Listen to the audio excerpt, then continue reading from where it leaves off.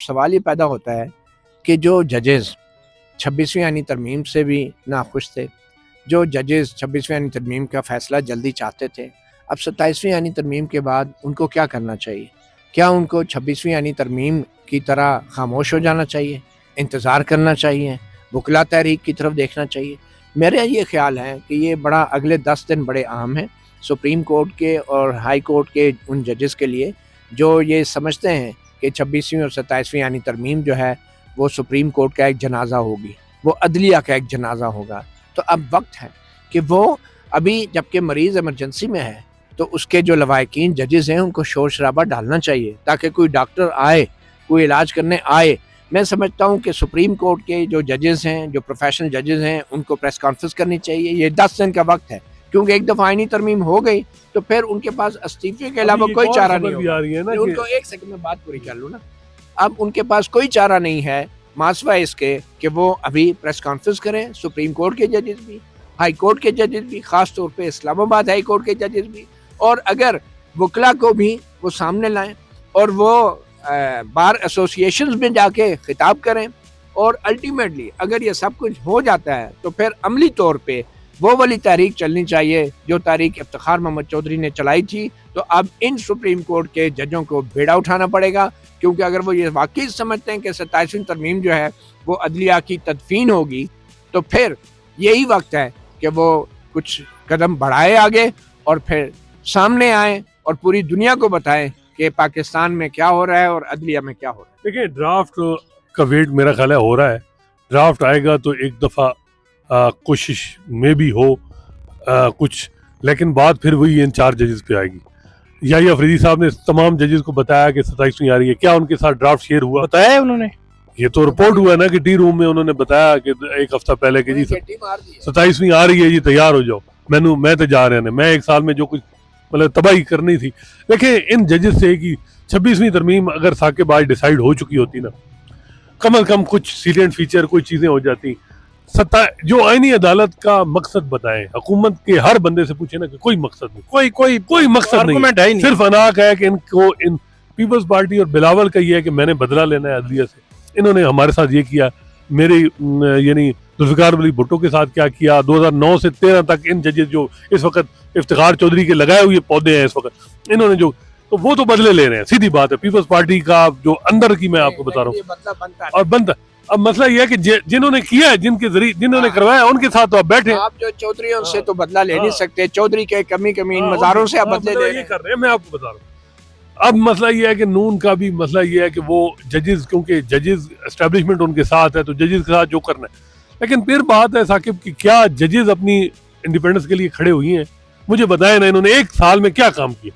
28 lakh executive को 28 लाख ले रहे हैं, कौन छोड़ता है? वही बात है ना। तो मेरा ख्याल है कि अब भी ये केस जब फिक्स होगा, अव्वल तो फिक्स होना नहीं है, उसमें भी ये लारे लपे जो इनके साथ लगे हैं, मैं आपको बताऊं, इनमें से कोई ना कोई तो डिप्रेस होगा ना। या तो फिर ये होगा कि अमीनुद्दीन और इन तीनों कमेटी के मेंबरान को भेज दिया जाए ऊपर आईनी अदालत में, और याहिया अफरीदी साहब यहीं रहे। उन्हें तो परवाह इस चीज की है ही नहीं कि भाई एक नया इंस्टीट्यूशन बन रहा है, 7 जजेस नए आएंगे, वो हुकूमत लग आइन की तशरीह वो करेंगे। और ये सवाल है कि मेरा आखिरी सवाल ये है कि आपने प्रेस कॉन्फ्रेंस की बात की, सुप्रीम कोर्ट में 24 जज हैं, लाहौर हाई कोर्ट से लेकर पेशावर, हुसैन, बलोचिस्तान, इस्लामाबाद तक भरी हुई है। 4-5 अगर हाई कोर्ट से जज निकलते हैं, 4-5 सुप्रीम कोर्ट से निकलते हैं, तो उनका क्या इम्पैक्ट होगा? जब हमने देखा कि मखसूस नशिस्तों के केस हो, मिलिट्री कोर्ट के केस हो, सुप्रीम कोर्ट में 15-15 जज तो 18-18 बैठे ही रहे हैं ना, वो इन्वॉल्व तो रहे हैं इन मामलात में। हमने नहीं देखा कि उनको कोई फिक्र हो कि हमारी अदलिया जो है उसका क्या असर होने जा रहा है। बारिश का जो पहला कतरा होता है ना, वो अकेला होता है। इफ्तिखार मोहम्मद चौधरी जब निकला था ना तो वो अकेला था, उसके साथ बाद में दीगर जजेस शामिल होते गए। तो ये एक तहरीक जो होती है ना, वो एक शख्स ही उसकी सोच होती है। तो मेरे ख्याल में ये नहीं सोचना चाहिए, हमें ये नहीं भूलना चाहिए कि ये सिर्फ अदलिया की आज़ादी का मामला नहीं है, ये इस मुल्क की 25 करोड़ आवाम की आज़ादी का मामला है, बुनियादी इंसानी हकूक़ का मामला है, और पाकिस्तान की सियासत और जमहूरियत के मुस्तकबिल का मामला है, पार्लियामेंट के मुस्तकबिल का मामला है। और सियासतदानों को, जजों को, सहाफ़ियों को, सिविल सोसाइटी को, इस सब को अगर वक्त पर ये बाहर नहीं निकलेंगे, ये आप भूल जाएं, क्योंकि पीपल्स पार्टी और नून लीग को नजर आ गया है कि अब इलेक्शन के जरिए वो दोबारा इक़्तिदार में नहीं आ सकते। उन्होंने ये फैसला कर लिया है कि या तो इस मुल्क में इलेक्शन नहीं होंगे, या फिर अगर होंगे तो वैसे ही होंगे जैसे 2024 में हुए। और इसके लिए वो तमाम आईनी तरमीम की जा रही हैं, कानून में तरमीम की जा रही हैं कि जिससे रिग्ड इलेक्शन हो और जो इस्टेब्लिशमेंट है वो कंट्रोल में रहे। और मुझे तो लगता है कि जिस किस्म की तरमीम की जा रही हैं, आइंदा इलेक्शन भी अदलिया के बजाय फौज के जरिए कराने का प्रोग्राम है। देखिए, अब बिलावल भुट्टो जरदारी या पीपल्स पार्टी नेगोशिएट कर रही है कि प्रोविंशियल ऑटोनॉमी को कोई हरफ ना आए, हम क्योंकि जो पैसा सूबों को या उनको मिल रहा है, हालांकि उन्होंने लोकल गवर्नमेंट तो कराने नहीं।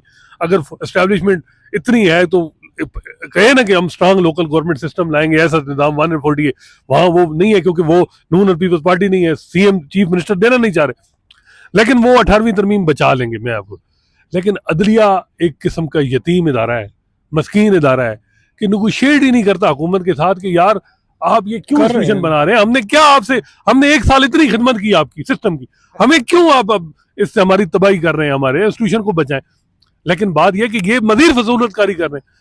देखें, एस्टैब्लिशमेंट ने अपनी मर्जी की अमेंडमेंट करवानी है, पीपल्स पार्टी ने नेगोशिएट करना है, हिस्सा लेना है, केपी उनको, आज़ाद कश्मीर उनको मिल रहा है, गिलगित बल्तिस्तान की हुकूमत उनको मिल रही है, मे भी बल्तिस्तान का सीएम भी वो कह रहे हैं, बाकी चीफ जस्टिस भी वो अपने हिस्से का ले रहे हैं। अब देखें ना, ये भी जुल्म है। सिंध हाई कोर्ट का जो आईनी अदालत बनी, 8वें नंबर के पीपल्स पार्टी ने चुन चुन के अपने हमख्याल जज आईनी अदालत में शामिल किए। वो जज जो इंडिपेंडेंट और सीनियर जज थे सिंध हाई कोर्ट के, उनको फारिग, और यही अफरीद साहब कहते हैं लेट्स रिजॉइस इट।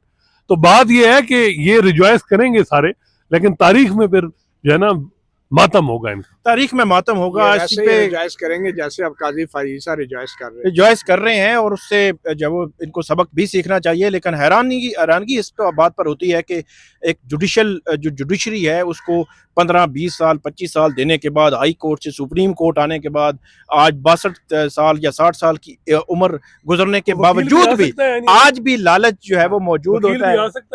जी बिल्कुल, डायरेक्ट अपॉइंटमेंट्स करेंगे, वकीलों को भी तो रखना है ना, वकीलों को भी, क्योंकि सुप्रीम कोर्ट, बार एसोसिएशन और पाकिस्तान बार काउंसिल उनके हाथ में है। अब तो वो जो वकला तहरीक की बात की जाती है वो भी इतनी आसान नहीं होगी कि वकला तंजीमें खड़ी हो जाएंगी। उनको कहा कि इंडिपेंडेंट ग्रुप को कि आपने जज ही लगाने अपने ग्रुप के, तो वैसे तादाद 32 है, आप 4-5 लगवा लें, ये आईनी अदालत क्यों चाह रहे हैं? उसका जवाब उनके पास नहीं है। जवाब उनके पास बिल्कुल भी नहीं है। जनरल आएगा, एडवोकेट जनरल, नई सुप्रीम कोर्ट बार भी आईनी अदालत की हो सकता है। वो बिल्डिंग जजेस कॉलोनी में कौन रहेगा?